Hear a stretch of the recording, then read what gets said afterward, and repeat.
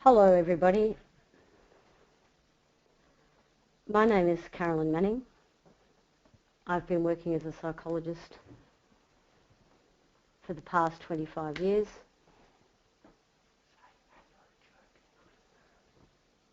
and I use hypnosis in my work with clients who've experienced trauma. I'd like to welcome you all to this webinar today where I'll be discussing the use of hypnosis in the treatment of PTSD and providing case examples. You will have an opportunity to ask questions at the conclusion of my presentation.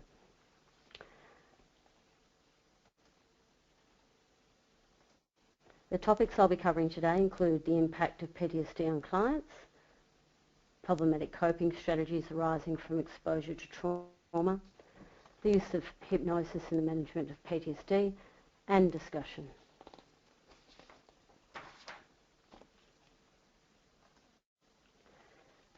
A traumatic event can erode a person's trust in others and shatter their assumptions about the world, including their sense of security. It can also confront people with their own mortality. Many people recover from trauma and some turn this experience into something positive by reviewing their priorities in life and reassessing what's important. However, there are some who don't recover and go on to develop PTSD. A diagnosis of PTSD is made when symptoms noted in DSM-5 persist for more than 1 month. These include criteria B symptoms such as recurrent distressing memories, flashbacks, and distress on exposure to cues that resemble the traumatic event. Criteria C symptoms include avoidance of distressing memories, thoughts or feelings associated with the traumatic event. Criteria D, which includes symptoms such as having a persistent negative emotional state or belief, including shame or fear about the trauma.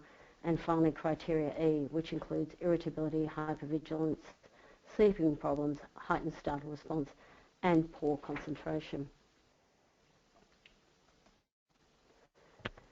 Some people are more likely to develop PTSD than others. Certain factors expose people to a high risk of PTSD. These risk factors can be broken down into 3 groups: pre-traumatic, peri-traumatic, risk factors occurring at the time of the trauma, and post-traumatic.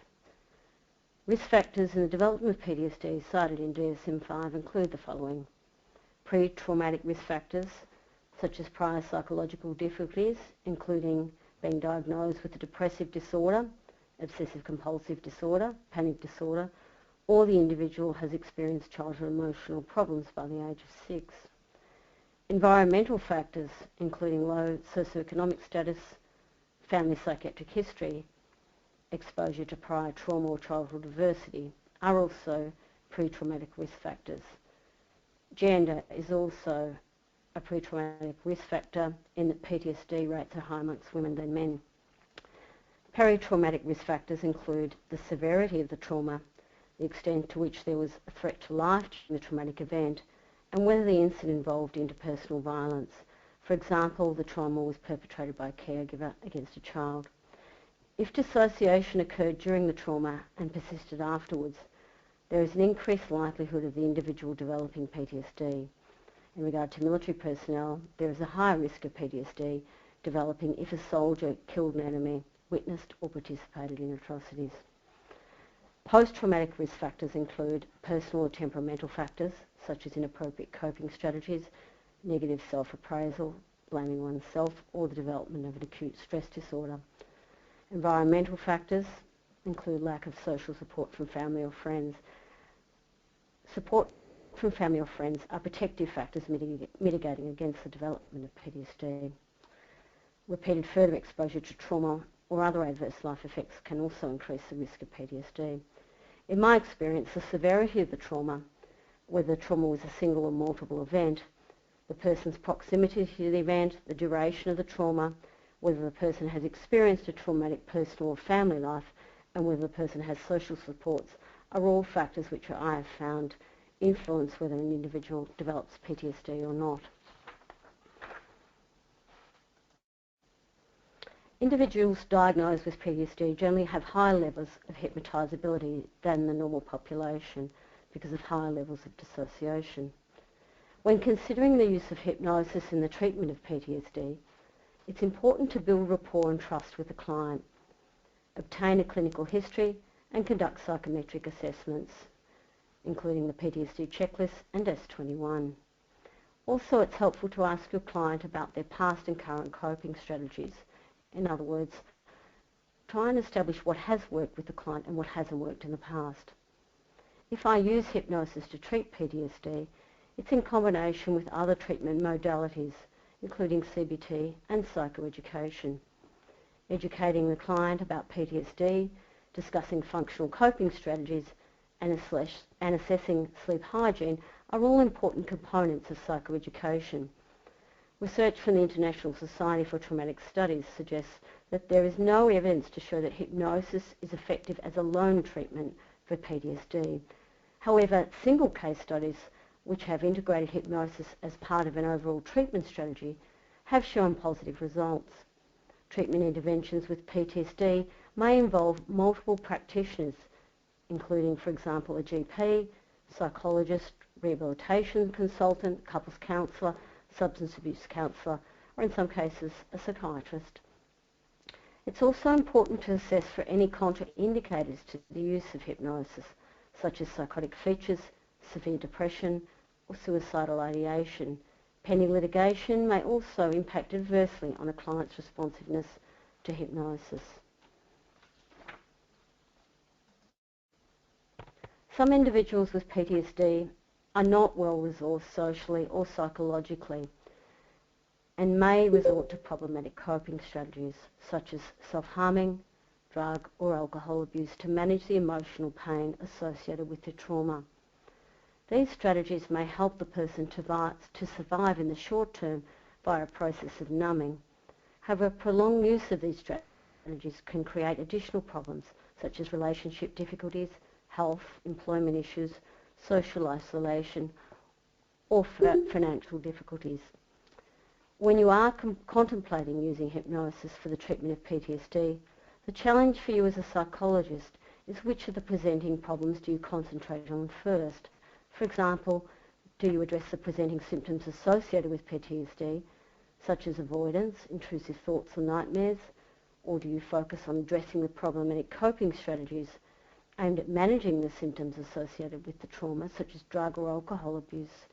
Or do you focus on managing the negative consequences associated with these coping strategies, such as relationship issues, job loss, social isolation, or health issues? I suggest you work collaboratively with the client to identify treatment priorities and negotiate therapeutic goals. When there are comorbid disorders associated with PTSD, such as severe depression, it's recommended you address depression first in order to reduce suicide risk. It's also recommended by the Australian Centre for Post-Traumatic Mental Health that substance abuse issues be controlled before working with a client to address PTSD symptoms, because this will interfere with the client's receptivity to treatment.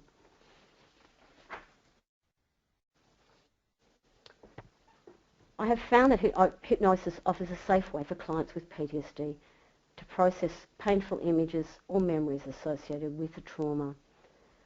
Hypnosis, which includes the induction, deepening, therapeutic suggestions and re-alerting stages, can assist clients to feel safe when confronting painful images or memories associated with the trauma. It can help the client experience a greater sense of control over the traumatic experience, address feelings of self-blame or guilt, and reduce feelings of anxiety in conjunction with exposure therapy. Hypnosis can also help with sleep and nightmares and assist clients manage pain arising from a traumatic incident.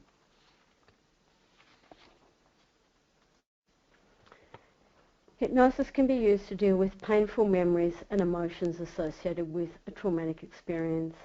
Some clients find this less threatening than starting with, for example, in vivo exposure. So greater control over intrusive thoughts or images associated with trauma can be managed via a hypnotic technique which involves the client visualising the traumatic incident on an imaginary screen. This can be a computer screen or television, and controlling these images via an imaginary remote switch. The client can view the traumatic incident from a distance and can control what they choose to see. I found this technique particularly helpful for clients involved in armed robberies and assaults who were stuck or paused in that moment when they didn't actually know their fate. For example, a client who had a gun pointed at his head was unable to shake this intrusive image from his mind, and this in turn impacted on his sleep and concentration during the day. So in the trance state, I would ask the client to use their imaginary remote switch to forward to the moment when they knew they had survived the traumatic event and play the scene until the end of the event. That is, when they knew they were safe and alive, rather than focusing or pausing on that moment when they didn't know their fate. This helps the client anchor to the present rather than to that moment in the past when their outcome was uncertain. I have also used this technique with survivors of sexual assault.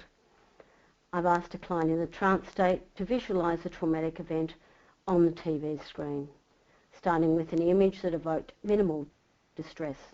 Ideomotor signalling was used to determine whether the client could visualise the blank screen with the trauma image on it. The client was then asked when he was ready to change channels to his special place, a place where he felt safe.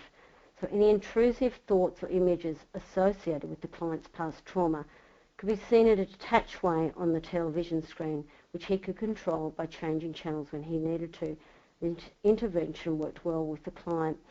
You can also use a pre-arranged safe word that grounds the client in the present or takes them to a safe place when they need to be. In case they feel perhaps overwhelmed during the hypnotic intervention or experience an abreaction, that is a negative physical or emotional response during the trance state. Trauma can understandably leave many clients feeling helpless or powerless. Hypnosis can be used to reconnect a client with their personal resources or strength and remind them of their own resilience. For instance, I've used hypnotic regression to anchor a client to a point in time when they felt confident or they were in control, and made the suggestion that this image or feeling or thought would stay with them now and in the future. This is an alternative to the trauma narrative where the client may have felt helpless or out of control. You can also make a direct suggestion or use a metaphor that reinforces past knowledge or experience. As opposed to hypnotic suggestion, you can suggest to your client that reconnection with the past will help them recognise what they are capable of, and they do have the resilience to negotiate challenges successfully. I have also used a combination of hypnotic progression and regression incorporating Ericksonian metaphors to help clients reconnect with their pre-trauma confidence and social competence levels. I will give you an example. I've asked the client to start her journey feeling confident in the knowledge that if she encounters an obstacle like a river, although she may be afraid, she can remind herself that she has done this before. You cast your eyes over the scene and find a way, noticing a shallow part of the river, jumping from one rock to the next. You cross the water successfully.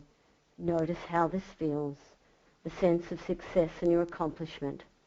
I'd like to invite you now to hold on to this feeling and carry this with you now and into the future. This suggestion has the potential to empower a client who may have felt overwhelmed and lost confidence following a traumatic experience.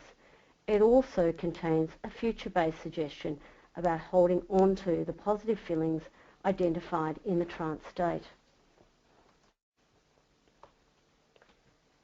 Personal recriminations associated with the trauma can have a debilitating effect on a client. As a therapist, you can work with a client at a cognitive level to reality test the limits of a client's control during a traumatic incident. For example, what kept you from pressing the alarm or running back into the house that was on fire? And you can question the burden of responsibility the client imposes on themselves. I've found that clients often carry guilt or self-blame about things that they should or shouldn't have done during a trauma situation. For example, I've worked with a man who blamed himself for not acting to save the life of a woman who was shot in front of him while he took cover. Hypnosis can help clients who are weighed down with guilt or self-blame. I have used hypnotic progression, incorporating Ericksonian metaphors to assist clients who are struggling with feelings of guilt. For example, I have suggested to a client while in the trance state to imagine themselves walking with a heavy backpack, and with each step they take, they can choose to let go of any unwanted or heavy or excess baggage that is no longer needed for their journey in life. I then invite the client to notice how lighter and easier each step feels as they unburden themselves of what they no longer need. Also, you can invite the client in the trance state to enjoy a new perspective or narrative gained from either counselling or their own insight that is not laden with self-blame or guilt. What I'll do is I'll give you an example of two hypnosis scripts that I've used with clients experiencing PTSD. In one case, the client, age 6, was sexually assaulted by a stranger. At age 11, the client was sexually assaulted by a paedophile who detained him against his will. He was experiencing nightmares, difficulty sleeping, guilt and anger. So in the induction, I asked him to consider whether he would like to move into a deeper state of comfort and relaxation. And by focusing my voice as I counted down from 1 to 5, 1 to 5, now as you are in a comfortable space, you might like to continue to relax more and more deeply, allowing yourself to float and drift across time and space. And in a moment, your unconscious mind is going to take you to a place that you associate with feelings of peacefulness, tranquility and safety. The suggestions. I suggested to the client that while walking on the sand, he would notice one particular shell that drew his attention because of its unusual shape and colour. I then said, I'll invite you in a moment to pick up the shell. It feels like you have found something special. I'd like you now to turn the shell over and look inside. And in this moment, you'll experience something completely new and different, noticing the peace and tranquility of the moment, letting go of the heaviness, allowing yourself to forgive, reconciling with yourself. You can start walking now a bit lighter after you've placed the shell back on the sand. I also suggested that the client would continue to enjoy this special place and a deep and full sleep from this moment on, untroubled by past memories. So this particular client enjoyed the beach and connected with a particular place. So the suggestions I made had a resonance for him. At the end of the session, the client had tears in his eyes and reported feeling calmer and more at ease. And he talked about being able to forgive himself. In the follow-up session, he reported sleeping well, feeling positive within himself, and not experiencing any nightmares. A few weeks after that, he reported waking up with no ruminations and was less preoccupied with thoughts of revenge. The client presented me with some shells from that place after the session. So that technique based around that particular place worked effectively in this case with this client who experienced PTSD symptoms. The second script that I'll talk about involved a woman who was in her late 20s and witnessed an assault at her workplace and was also assaulted near her work environment and subjected to verbal abuse. So she was struggling to function at work, and there was a high level of self-blame, a loss of confidence, and she was also self-medicating, and there were nightmares and social withdrawal. So the client reported feeling shackled by the trauma and wanted to incorporate into her memory without feeling overwhelmed by it.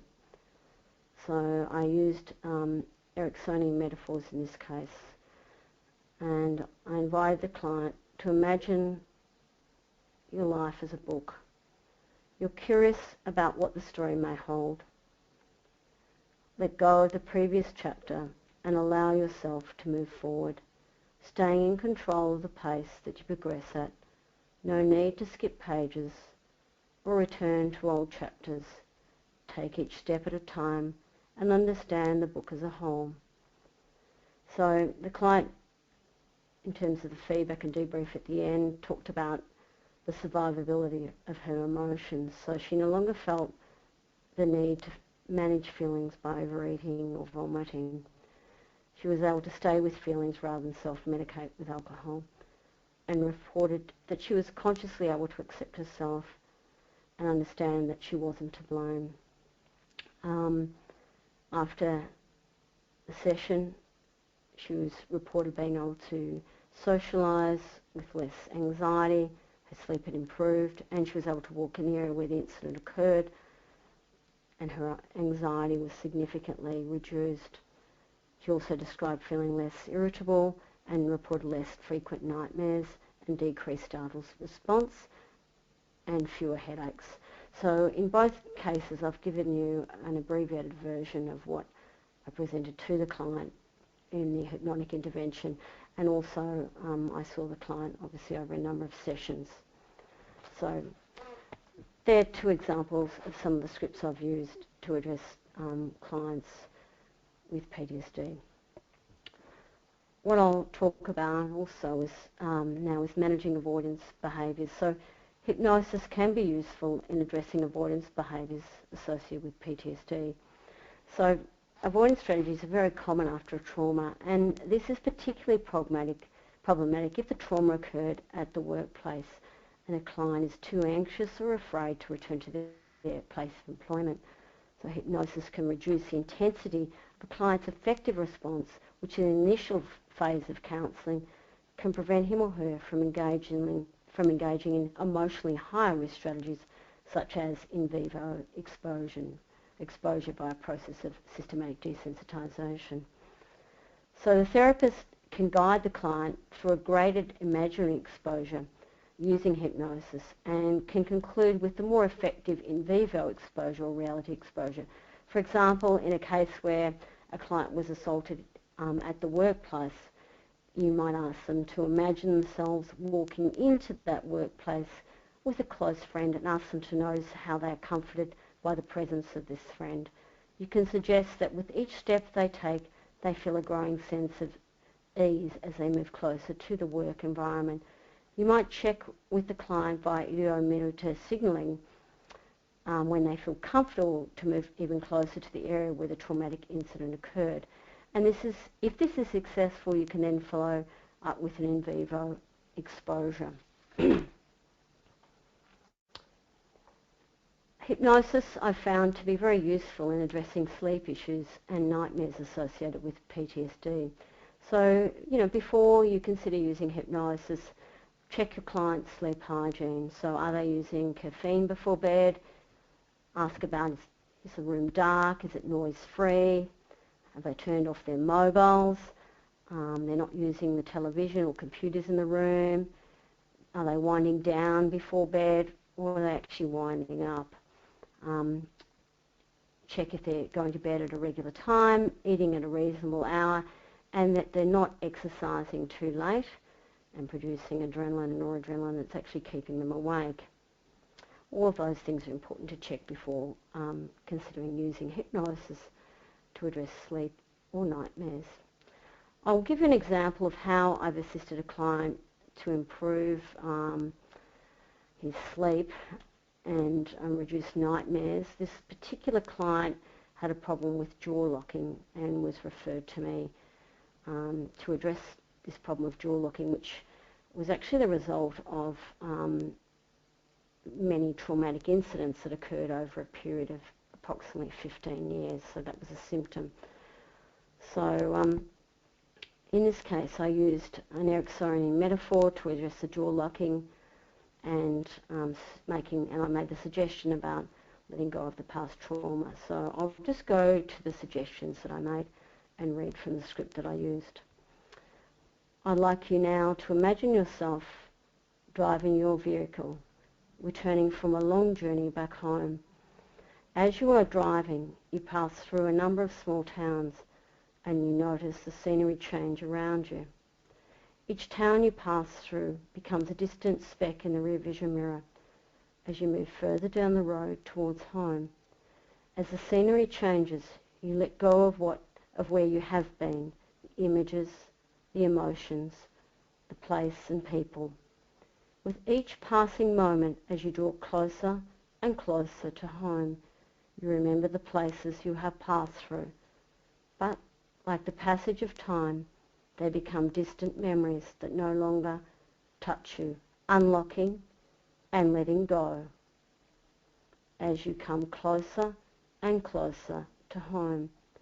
You feel connected to the present rather than to the past, and feel free, feeling emotionally unburdened and at ease as you draw closer to home, leaving your work behind.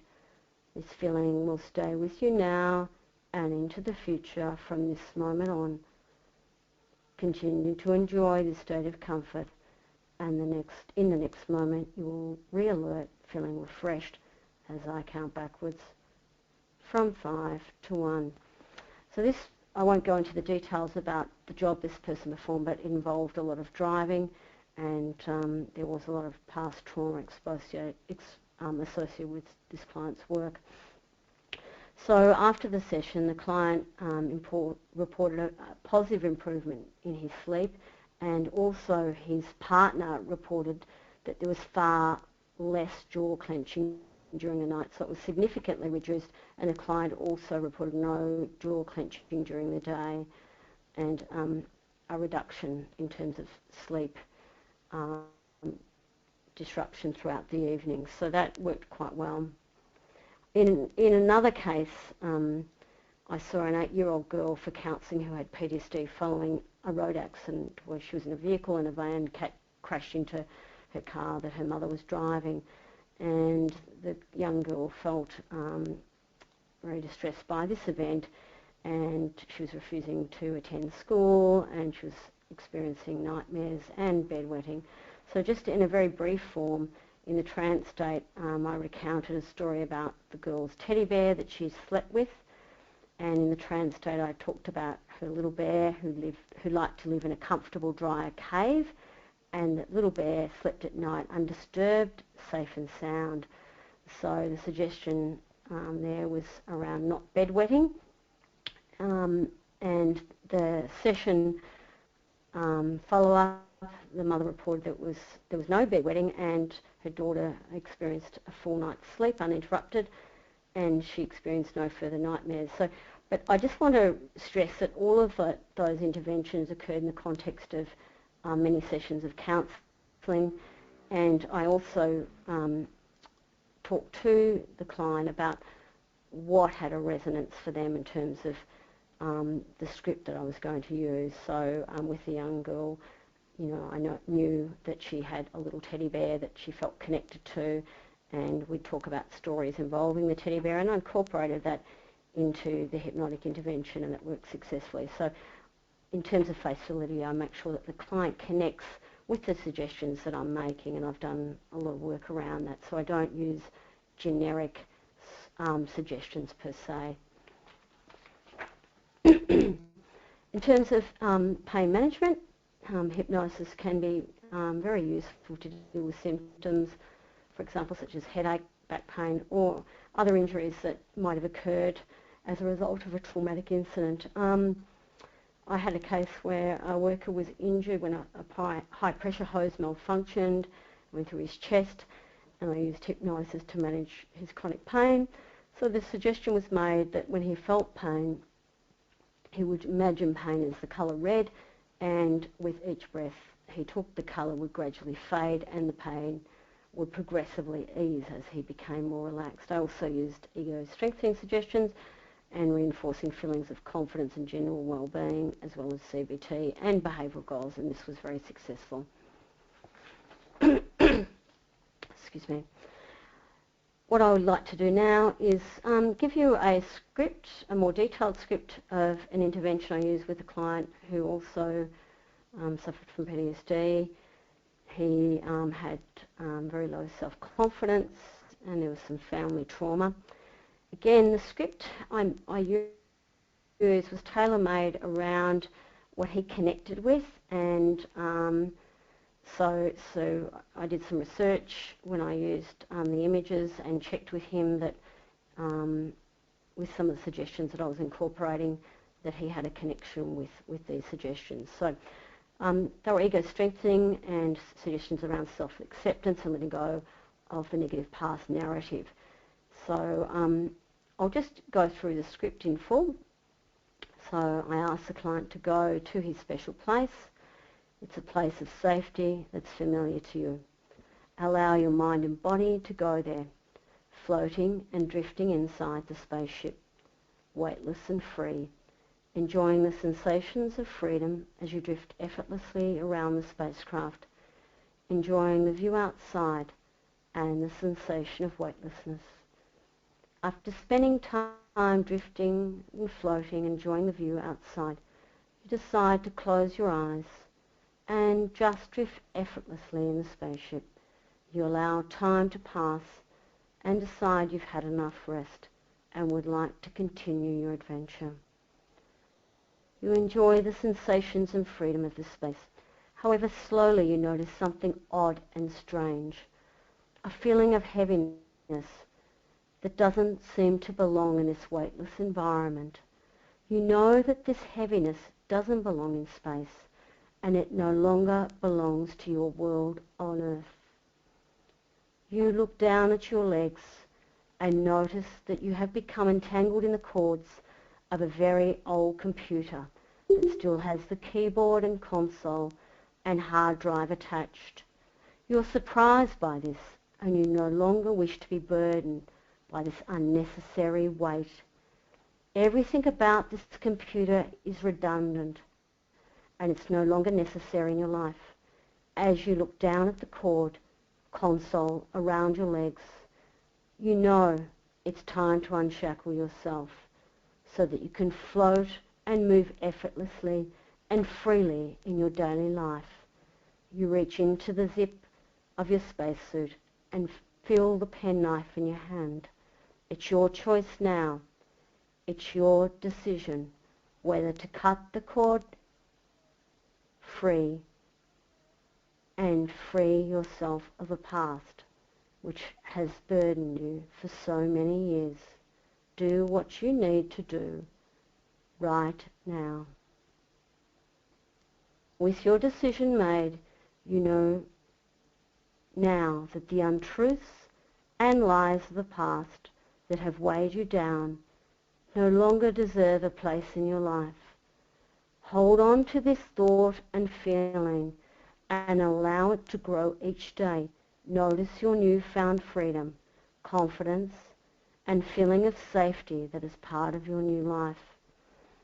In the next moment or two, you move into your capsule and press the booster button and say goodbye to the spaceship. As the speed of the capsule increases, you notice the fire around the capsule, and you know that the heat shield is protecting you as you burst through the atmosphere, back to Earth, reborn, unburdened, confident, calm and relaxed, no longer judging yourself or others. You are safe and free. The parachutes open and you safely land on Earth, anchored to the present. The untruths of the past that once burdened you are now gone. So in the debrief, the client responded positively to the suggestions, described feeling relaxed and unburdened, and he described about how he actually used a penknife that he had as a child to cut the cord of the computer console and free himself of the past. So that's a script that was devised around that client's particular needs and was quite effective. So, in conclusion, hypnosis is one technique available from a tool bag of psychological strategies to treat PTSD, and certainly should not be used in isolation. I find collaborating with the client on the development of suggestions and the induction to be very, very helpful. I try to use images or suggestions that have a resonance for that particular client rather than relying on generic scripts or suggestions. So that concludes my presentation.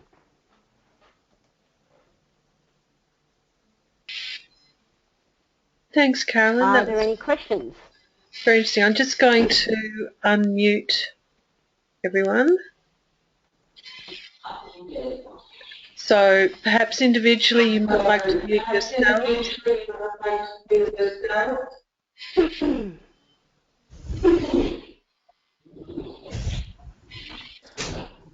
Okay, we've got a couple of comments coming.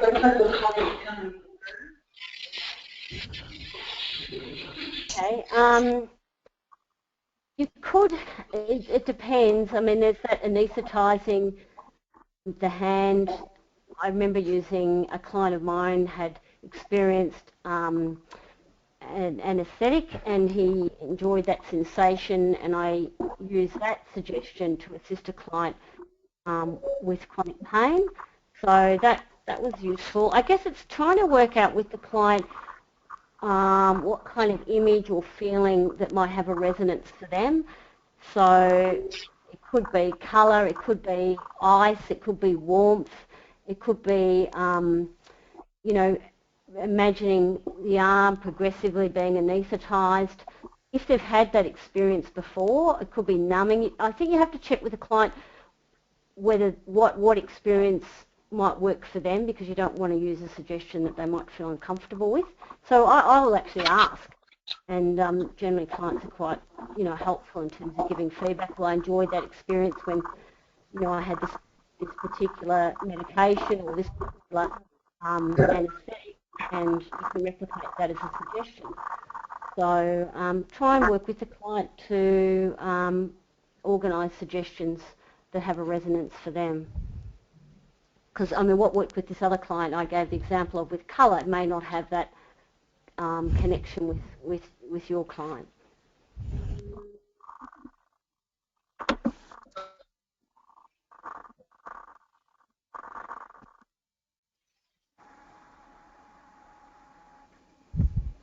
Hello? Hello. Yeah, are there any other, sorry, Joe, are there any other questions at all? Yep. I'm just scrolling through. I've only got, because I've got so many different bits in my control box, it's a very small chat area. I'm just checking. People saying thank you. Elka has made a comment here. I'm always very reluctant to use hypnosis when any kind of litigation is in progress. You mentioned this also, and I think Di asked that question before. Would you always recommend waiting until the court case is settled before using hypnosis? Look, I think if it has the potential to interfere with the client's outcome, and in the past, from, you know, just recollections of other practitioners who've used hypnosis, I think I would perhaps refrain from that, using hypnosis if there's pending litigation. Yeah. But it's up to the practitioner to make that decision, but it could compromise your client.